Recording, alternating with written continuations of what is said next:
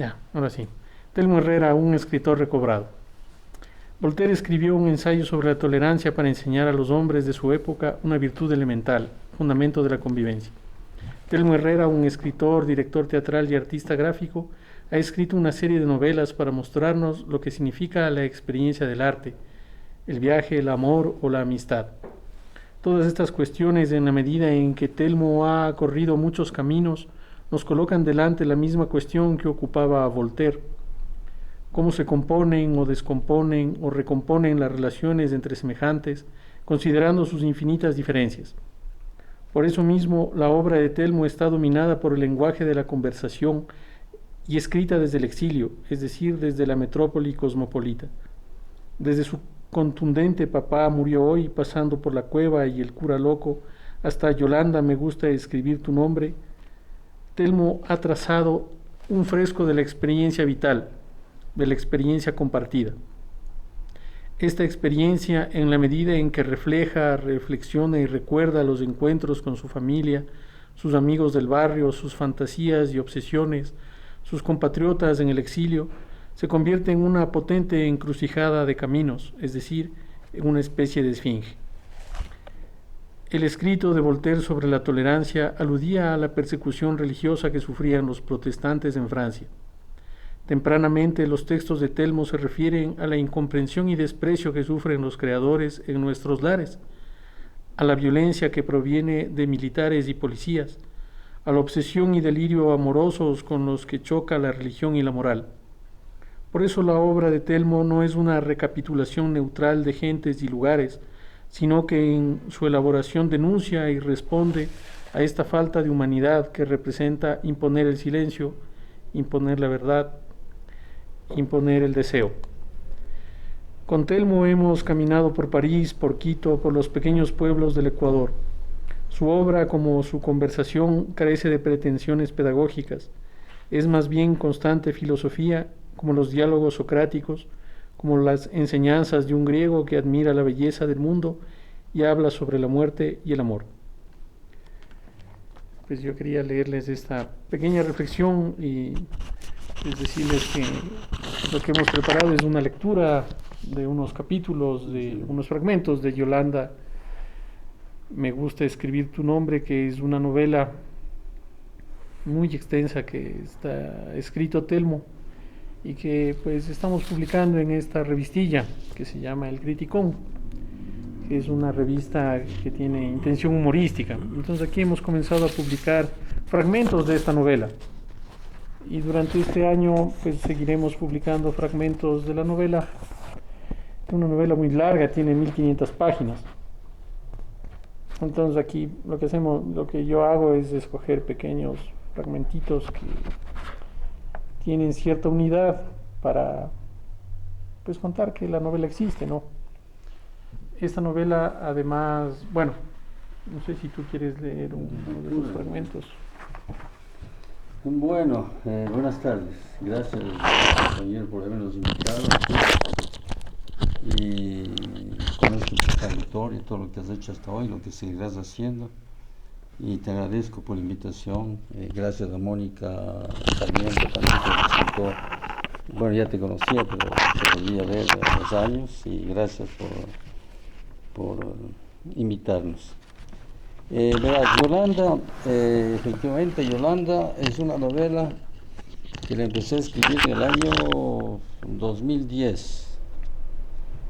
Y en principio la novela tenía 800 páginas, pero la escribí así de un tirón, porque yo pasaba por una especie de una enfermedad eufórica,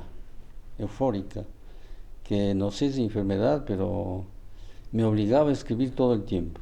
Si no escribía todo el tiempo, era como si me asfixiara, como si moría.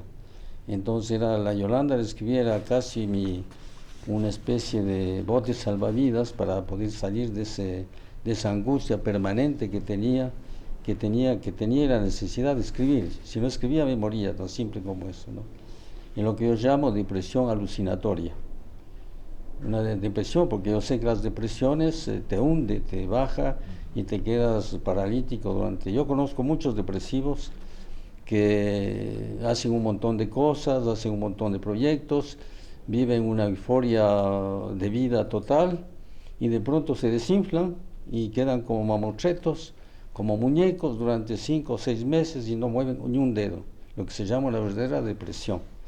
Pero mi depresión era una depresión alucinatoria, porque en vez de hundirme me elevaba. Entonces recuerdo a los años en el siglo pasado, cuando yo viajaba con papá desde Ibarra a Tulcán, y sobre todo desde Otavalo, desde San Pablo hasta Otavalo, y de Otavalo hasta Ibarra, había los indígenas que se emborrachaban.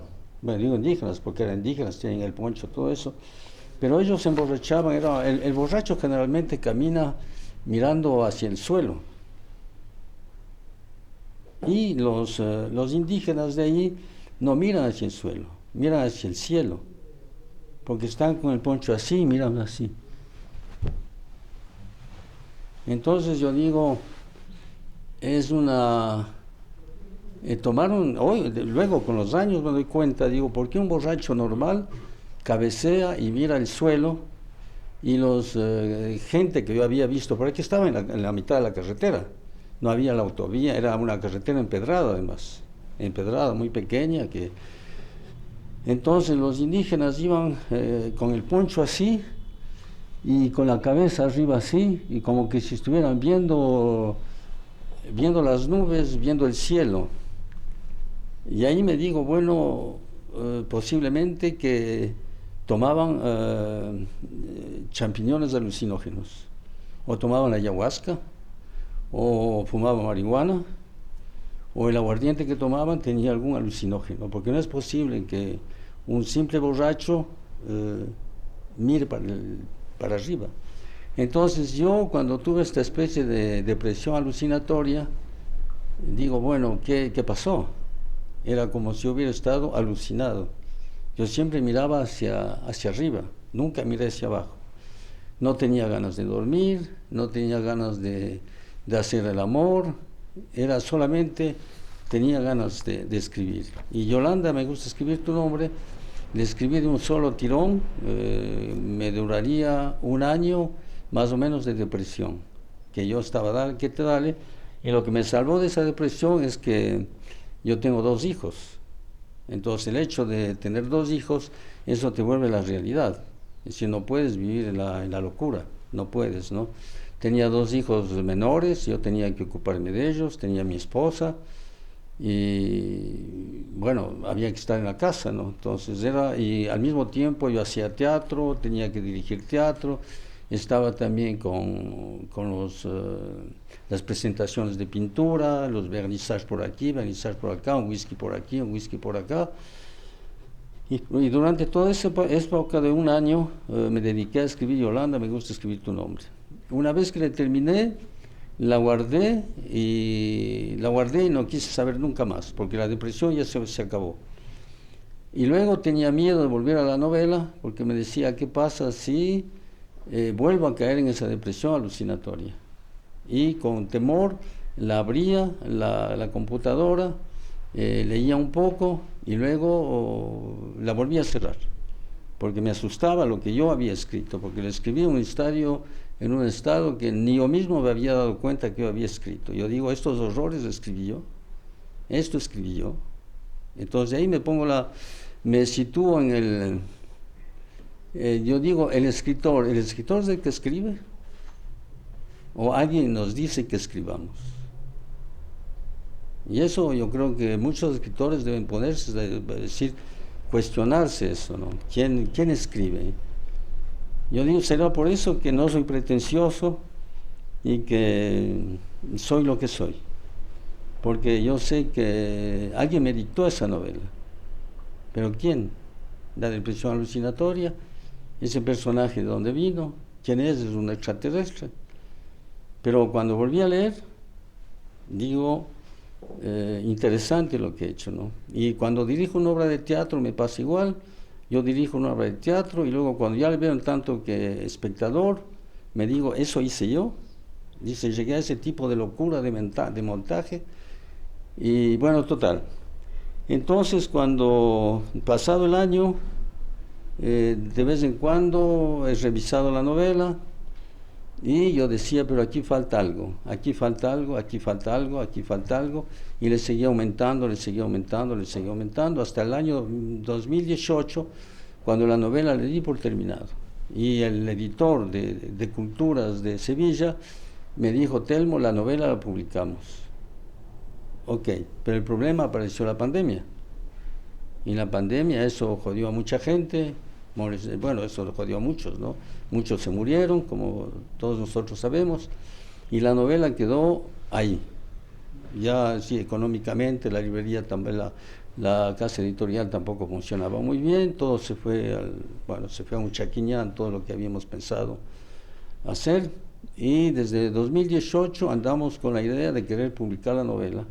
Incluso con David, ya quisimos publicarle la novela hace unos 2 años, en 5 tomos, para que no sea en un solo tomo de 1416 páginas. Y lo volví a corregir el año pasado que estuve aquí. Le dije a David, voy a corregir otra vez la novela y a ver si las 1500 páginas puedo borrar al menos unas 300 páginas. Imposible quitar algo, y tampoco quería aumentar, más me daba las ganas de aumentar que quitar. Así que hoy hemos decidido con David, que bueno, como él es el director de esta revista El Criticón, hemos decidido publicar la novela, toda la novela, es decir, tendría que ser 1400 números del Criticón o lo que sea, pero ya es un buen empiezo para que al fin la novela Yolanda, me gusta escribir tu nombre, apareciera, ¿no? Ya existe la novela. Ahora sí puedo decir, ya al fin estamos editando la novela. Que se demore 10 años a mí me da igual, porque está desde 2010, ya son 15 años, y se demora 15 años más, pues me da igual, al contrario, ¿no? Por ahí aparecerá algún editor que diga que interesante esto, y a ver si yo le edito en papel Biblia, lo que sea, y algo se hace. Pero lo importante es que la novela empieza, y ya está aquí, y les voy a leer el primer capítulo de la novela. ¿Cómo empieza la novela, no? Inicio de la novela Yolanda, me gusta escribir tu nombre, del escritor Telmo Herrera. Bueno, del puerco se come todo. Nada se desperdicia. Para un escritor, un amor pasional, destructor, es lo mismo. Buen tema para escribir una novela, nada se pierde, todo se consume, pensaba el escritor al ver matar a un puerco. No como lo hacen en el camal, sino metiendo el cuchillo en el corazón. Quien oye gritar un puerco, ver, sentir su lenta agonía, no quiere comer nunca más carne de puerco ni amar como un puerco. De pequeño, o sea yo, el escritor, había visto matarlos. De pequeño sí, pero no en el centro de París. Trabajé de esto en una película latinoamericana, en el hueco donde ahora se levanta el centro comercial Leal, una gran cagada arquitectónica, pero bueno, cada ciudad destruye y arma lo suyo. Ahí se levantaba un edificio de hierro que albergaba el mercado de París, el más grande de Europa, se decía.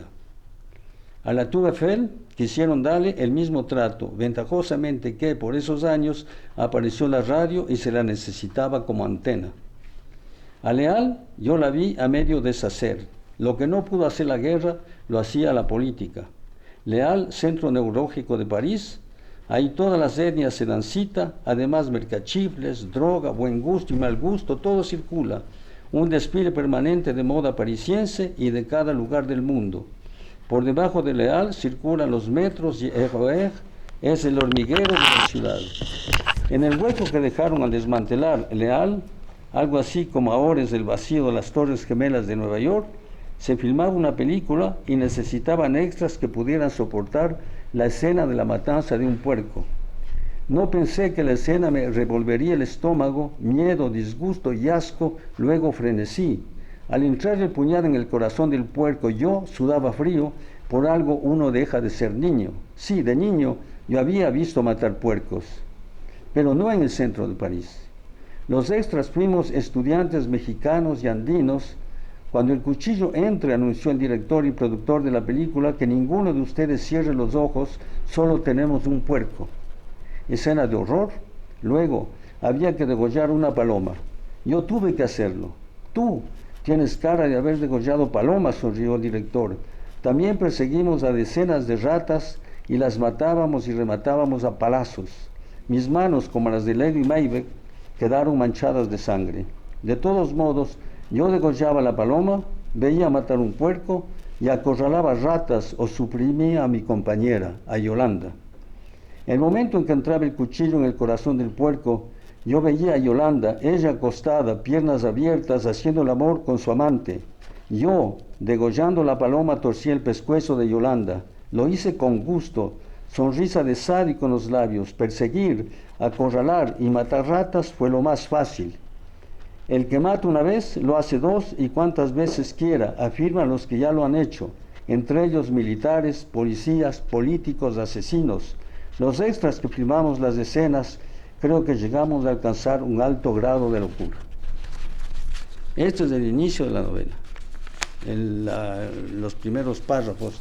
Y luego David va a leer la segunda parte, y como la revista va a aparecer la semana próxima, entonces aparecerá la tercera parte. Así como las novelas, de la misma manera que publicaba Zola, Víctor Hugo, las famosas novelas por capítulo, que se entregaba por capítulos. Entonces esto va a ser una novela de entrega por capítulos.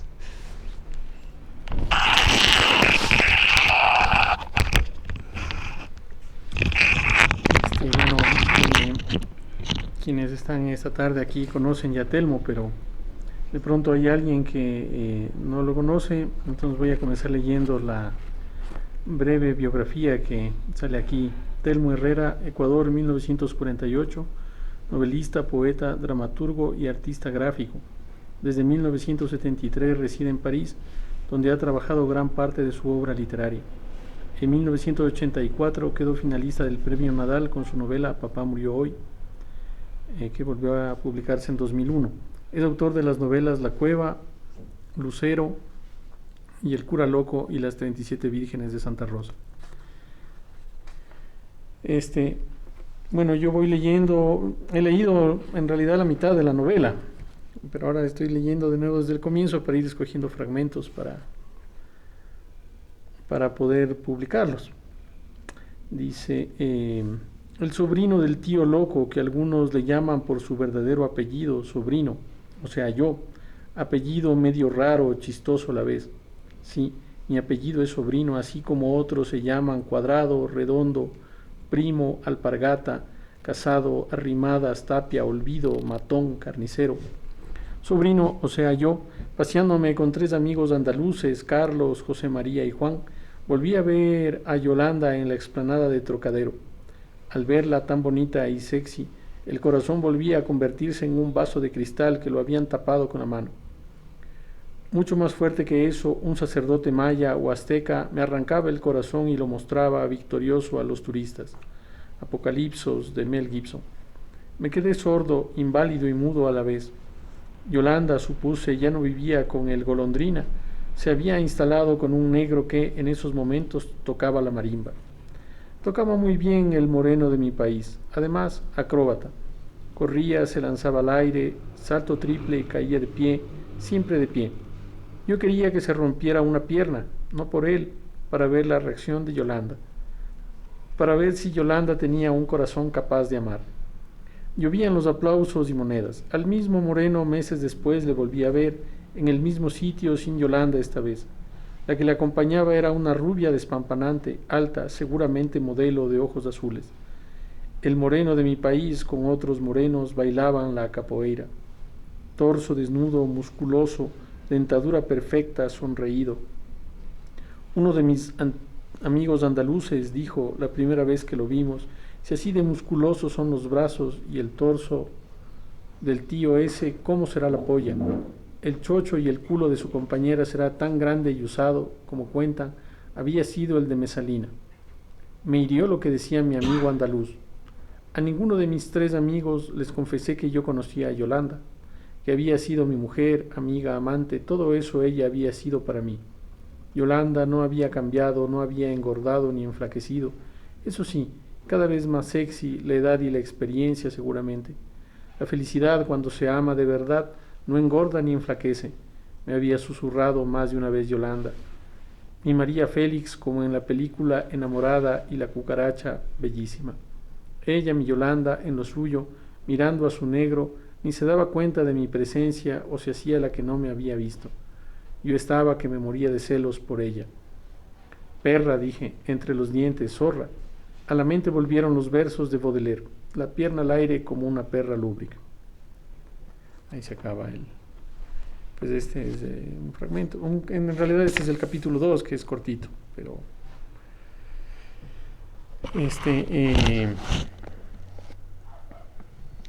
leímos unos poemas también. Sí, bueno, sí, nada que ver con eso, pero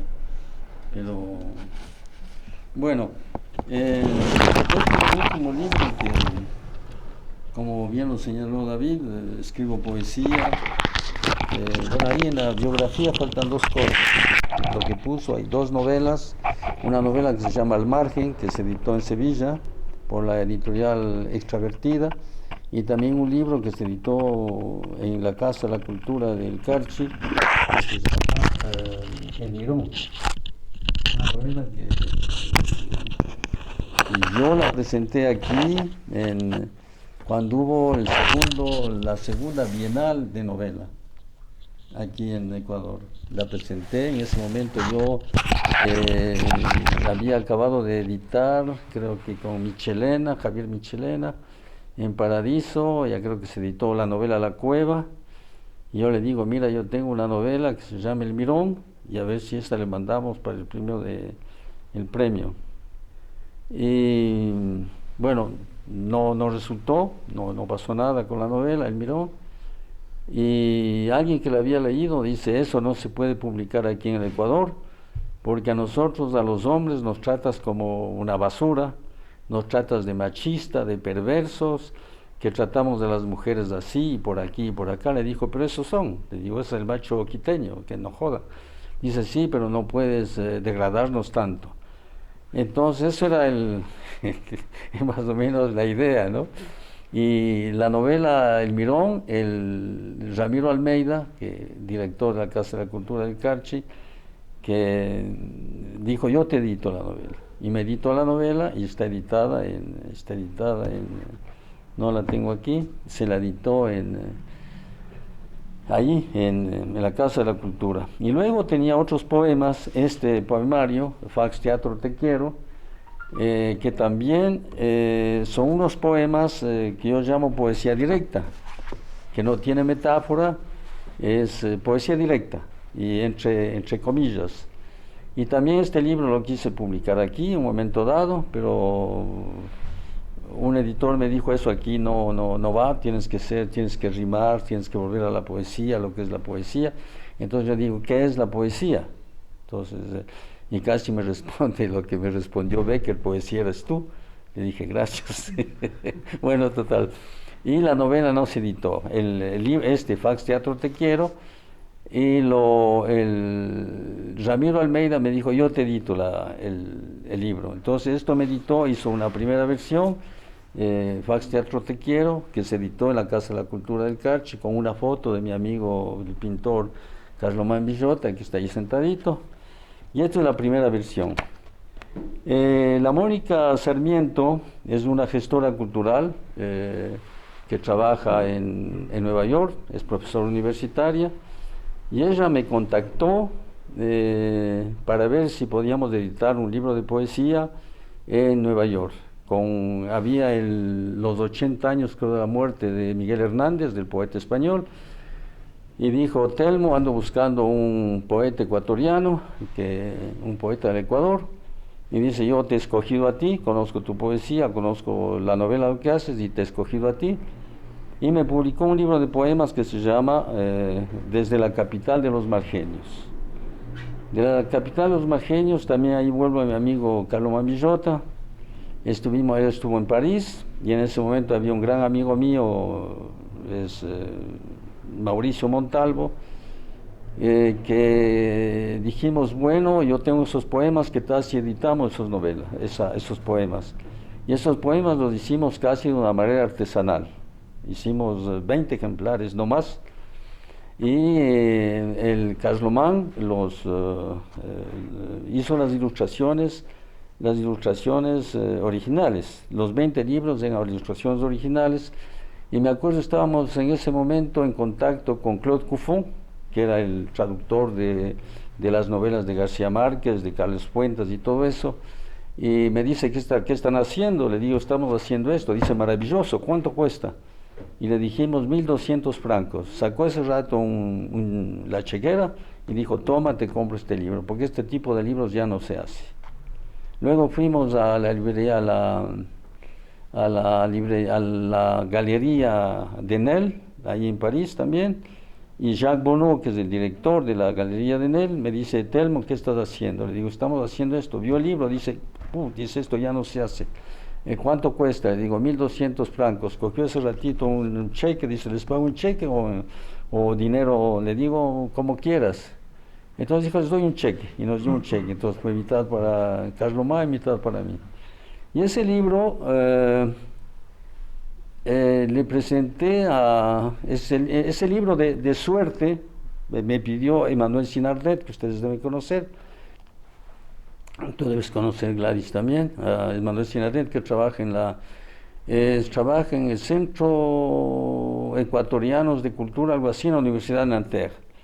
Y Emmanuel Sinardet dice, mira, Telmo, yo he leído casi todo lo tuyo, pero me faltan libros, dame más, que quería hacer todo un estudio. Y yo le di un libro que se llama lo que habíamos editado desde la capital de Los Majeños, le doy el libro.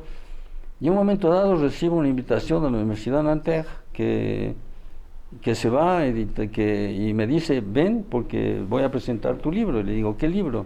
Y dice, desde la capital de Los Majeños. Y vino, y yo fui y presentó el libro desde la capital de Los Majeños. Hizo toda una introducción, todo ese tipo de cosas. Y esa introducción y todo el libro yo le di a Mónica Sarmiento. Y Mónica me dice, esto hay que editar en Nueva York. Y me editó en Nueva York hace 2 años. Y luego, tú también estuviste en la colección, creo, ¿no? Ya, sí, también.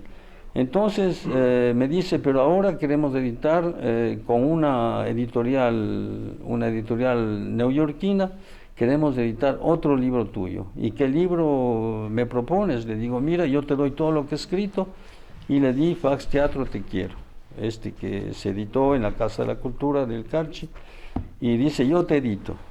Entonces el año pasado apareció este libro, con ilustraciones mías y todo eso. Bueno, ella aquí hace toda una introducción de lo que yo he escrito, y justamente ahí habla de lo que yo llamo la poesía directa, y en qué momento yo escribí este tipo de poesía. Entonces les voy a leer lo que yo llamo poesía directa, que incluso en un momento dado, yo me acuerdo, una anécdota curiosa, estaba yo con Egues, y le digo, a Iván Egues, le digo, ¿sabes que yo tengo la nueva lírica ecuatoriana? Pero eso fue hace 30 años, creo, ¿no? Le digo, la nueva lírica ecuatoriana. Y dice, ¿y quién ha decidido? Le digo yo, pues, ¿qué más va a decidir qué es la nueva lírica ecuatoriana? Y yo le hablaba ya de este libro, ¿no? Le digo, porque así nadie ha escrito en el Ecuador todavía, y creo que nadie ha escrito. Y cuando Mónica ve este libro, dice, yo te edito en Nueva York. Y me editó, entonces está aquí. Esta presentación, como Mónica es muy gestora cultural, de pronto me llamó por teléfono, dice, Telmo, el 23 de mayo hacemos una presentación de tus dibujos en Roma. Y le digo, ¿y eso es Roma? ¿Qué es eso? No, tienes que venir a Roma. Me precipité a coger, porque Roma no se va todos los días. Y dije, yo voy a Roma, y sobre todo a la presentación del libro. Y fui corriendo a una agencia de viaje, no agencia de viaje, sino internet, pero costaba una barbaridad ir de París a Roma en avión. Costaba como 600 euros solamente ida, porque claro, le compraba del día al otro. porque si compras 5 meses antes, pagas 20 euros, que no es nada, ¿no? O un poquito más. Es lo que yo hago cuando voy a Sevilla, máximo pago unos 38 euros de París a Sevilla, pero si compro 3 meses antes. Pero si quiero irme mañana, me cuesta 300, 400 euros.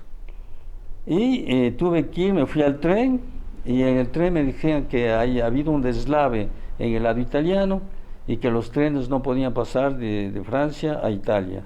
Y tenía que coger un tren, bajarme en Ginebra, de Ginebra irme a Zúrich, y de Zúrich tenía que bajar por Italia por atrás, llegar a Milán, y una vez que esté en Milano, comprar otro pasaje de tren para irme hasta Roma. Pero no podía comprar de un solo paquete, sino que una vez que llegaba a Ginebra tenía que comprar otro. Y dije, esto parece que me estuviera yendo a Machachi, es decir, voy a llegar 3 días después. Así que fui a una agencia de autobuses que se llama BlaBlaCar, y ahí me cobraban 130 euros ida y vuelta.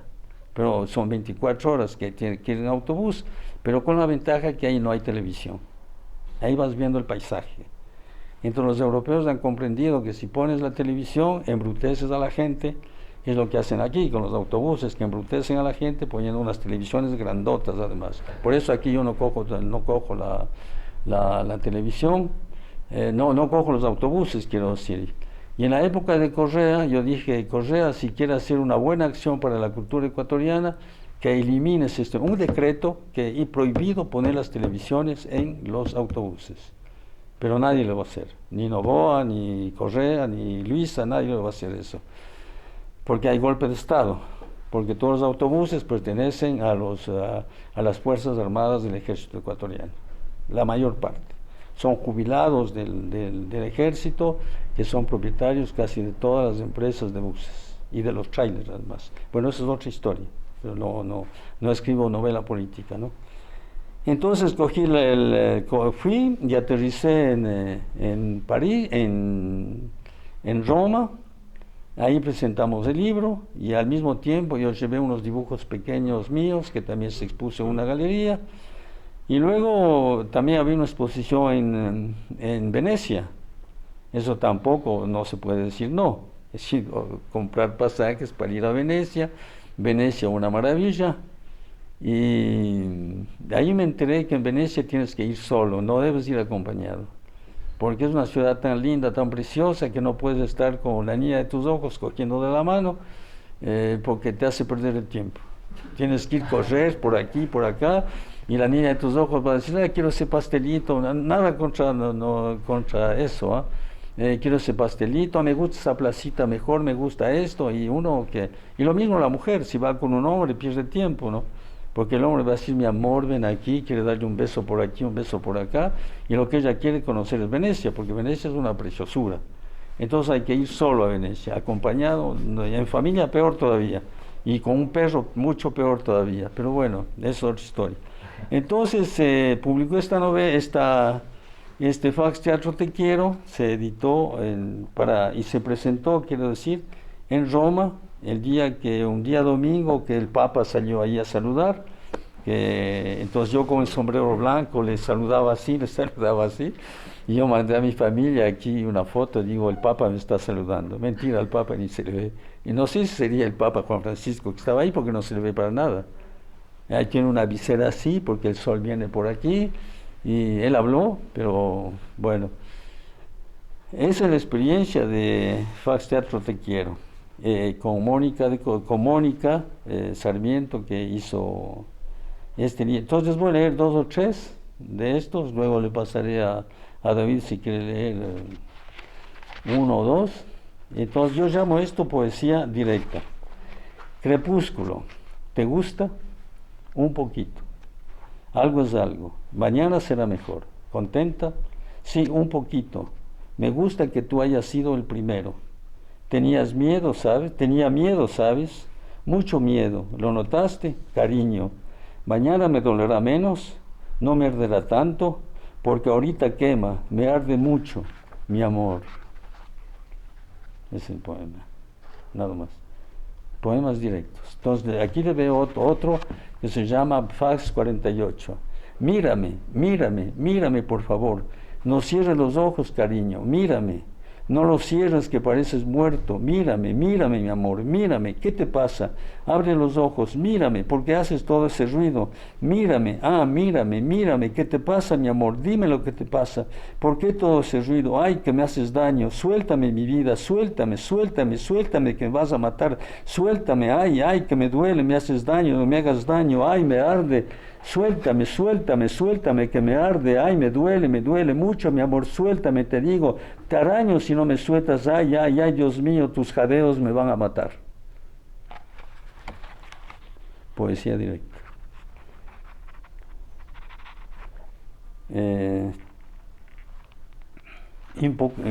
Todo, todito, todo. Y con un poquito de saliva, todo es posible, todo. Todito, nada es imposible. Dame un besito. Tengo miedo. ¿De qué, mi amor? ¿De la saliva? Tonto.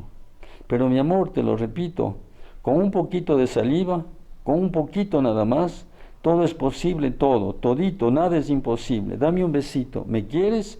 Claro, si no, no estuviera contigo. Y con un poquito de salivita, tengo miedo. ¿Me quieres? Dime que me quieres. Dime que me quieres. Dime lo que sí. Di que toda la vida, que siempre, sí que siempre, seré tu mujercita. Fax 82. Hoy no fío, mañana sí. ¿Qué diablos te pasa? ¿Hoy? Sí, ¿qué es lo que te pasa hoy? Ahorita, aquí, en este instante, aquí mismo, donde estás acostada, ¿ya has dejado de quererme? ¿Hoy? Hoy, mañana, siempre, aquí, ayer también. ¿Y quieres que te lo diga hoy, ahorita mismo, en este instante? Sí. ¿Y por qué hoy? ¿Por qué no esperas mañana? Hoy es hoy, mañana será otro día. Te diré mañana. ¿Me dirás qué? Pues lo que tú quieres que te diga hoy. Mira, no reconocemos. Hoy es hoy y me dices hoy lo que tienes que decirme hoy. Me voy entonces, me voy de aquí ahorita mismo. Nadie te está echando de la casa. Sí, tú, por no decirme hoy lo que tienes que decirme hoy. Bueno, te quiero mucho, ya, ¿estás contento? ¿Quieres que te diga otra cosa? ¿Qué más quieres que te diga? Por hoy está bien, ya veremos mañana. Y los poemas así se desfilan, lo que yo llamo poesía directa, ¿no? Que no busco la metáfora, sino lo que yo he oído, aquí en la introducción hago ¿por qué escribí este tipo de poemas? Porque esto yo lo había pensado aquí en Quito, cuando yo cogí el autobús, cuando me iba a un sitio y otro, y había las conversaciones entre las chicas, entre los varones, siempre había cosas que yo les grababa. Hoy justamente, como yo vivo en Ayón, escogí el autobús, un autobús que me estaba llevando al Inca, a Monteserrín por ahí.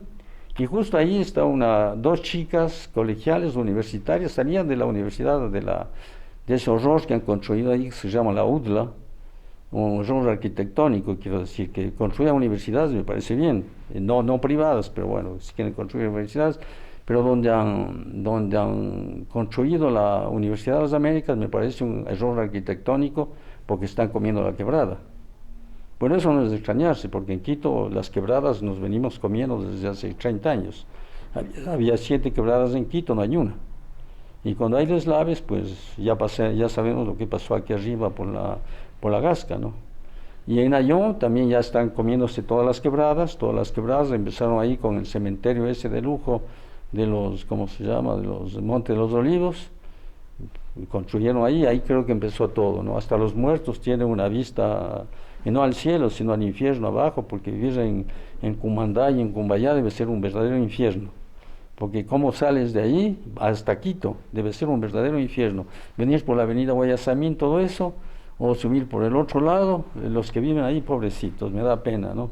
3 horas de Cumbayá o de aquí para llegar aquí a Quito, bueno, eso es otro asunto.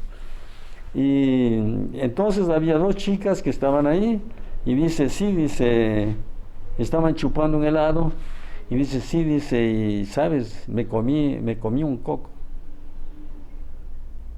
Y dice, ¿en serio? ¿Quién es? Ya está. Eso podía ser un poema de Fax Teatro Te Quiero. Me comí un coco. ¿Quién es? Y la chica nos dijo, Porque generalmente se dice lo contrario. Cuando los hombres dicen que es el término vulgar, no sé ahora cómo se dice, que cuando estás por la primera vez con una mujer se decía de me comí un coco. Ahora no sé cómo se dice. No sé, porque ya les hablo del siglo pasado, las fórmulas han cambiado, y ahora no sé qué hacer, pero el hecho de decir me comí un coco, ¿y quién es? Entonces digo, aquí viene otro para Fax Teatro Te Quiero. Y si podría seguir escribiendo poemas de esta índole, entonces yo podría seguir escribiendo ese tipo de poemas. No sé si tú quieres leer un poema. Pues yo lo que quisiera es comentar pues los poemas, porque claro, la primera vez que yo oí estos poemas me sorprendieron en la medida en que son poemas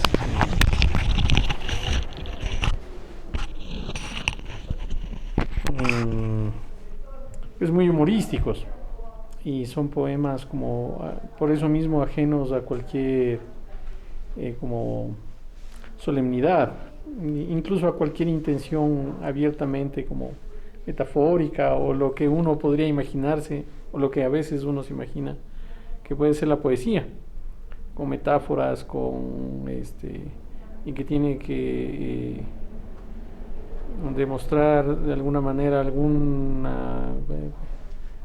desgarramiento, algún dolor. Estos poemas eran pues poemas que están inspirados en gran medida en una pues como en algo que es muy propio de la gente de nuestro país, que es contar chistes. Entonces son poemas casi parecidos a chistes, ¿no?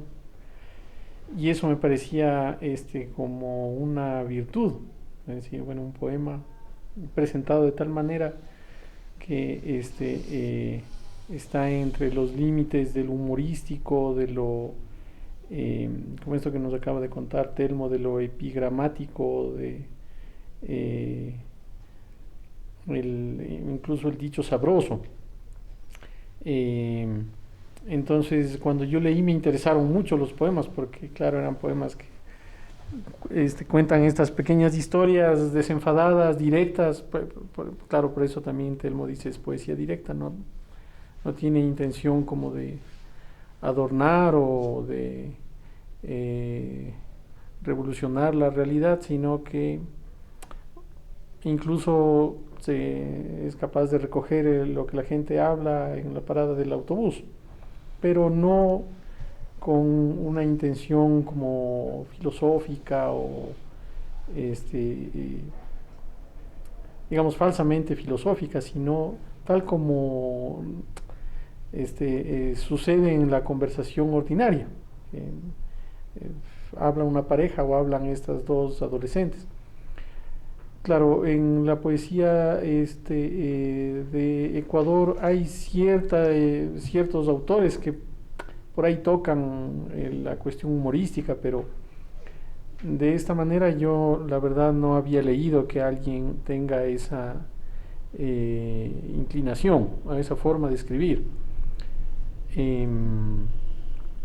Entonces, claro, eso me llamó a mí la atención, y es algo que también está en las novelas de Telmo, y en realidad también está en su conversación, que es como alguna gente puede chocarle o molestarle porque a veces es muy un provocador. No sé, el otro día estábamos pasando por el Quinche, y entonces que era una cosa llena con mucho tráfico, y entonces nos metimos por un camino, se subió un señor que era un campesino que más venía del Carchi. Sí. Entonces le llevamos en el carro porque nosotros queríamos dar la vuelta por ahí en un callejón. Entonces él nos guió, se subió al carro y Telmo se puso a hablar de la belleza como de las niñas. Claro, en medio con este señor que era ahí. Entonces era evidentemente una provocación a él, porque era como alguien que de pronto podía entenderlo mal, como no recuerdo exactamente lo que decía Telmo, pero hubo un momento de silencio como esperando a escuchar la reacción del hombre que iba sentado atrás. no sé con quién más, y solo estábamos los dos, creo. Claro, sí. Este,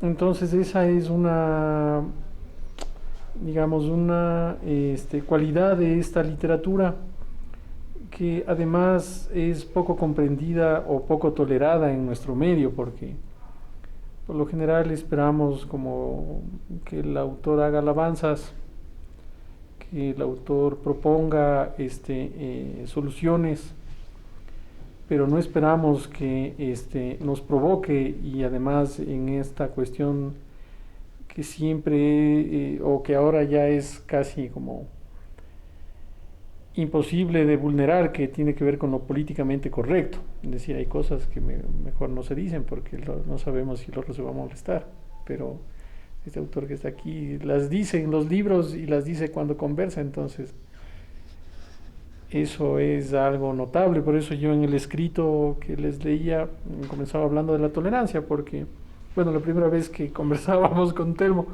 me decía unas cosas que me parecían muy graciosas y al mismo tiempo muy